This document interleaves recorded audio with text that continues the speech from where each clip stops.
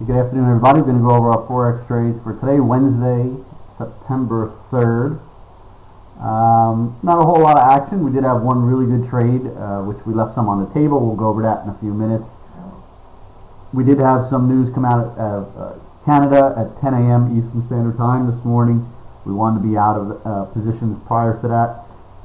Just especially if you're in a Canadian position, you know, you probably don't want to be holding that and going into the number. Too much risk. But well, and here in the States we have Beige Book at 2 p.m. So if you're watching this prior to 2 p.m., you got to know about that. Also, we had some housing, really not data, but earnings from, I believe it was Toll Brothers, one of the home builders. I believe they beat estimates, but they warned about the future going forward.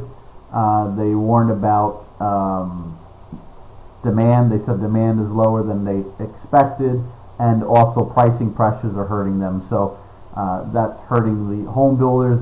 No surprise to us. You know, we are not very bullish on real estate, and it looks like what we've been talking about and preaching about when it comes to real estate's about to come to fruition, but we will see. As far as our trading of currencies, first trade you're looking at here was euro to Australian dollar. We had sent the signal out, and then when we went short, we announced that we were going short. It was an area of resistance, which you really can't tell on this chart because this is a 30-minute chart. But if you were to look at a 4-hour chart, you'd see the downtrend, and this thing was right up against that downtrend. So we took it short, 1.41665. We pieced in. We had some at 70, 71, pretty almost the top of that candle. We had some here 66. We had some down by 61. So the average was 1.41665. We wanted to cover before retiring for the evening.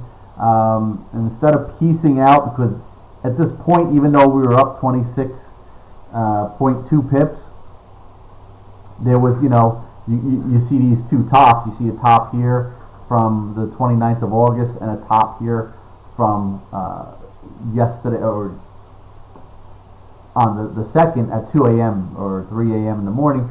So you see these tops, and this is pretty much where it came down to. We were about to shut it down for the night, so it's like, let's just take it.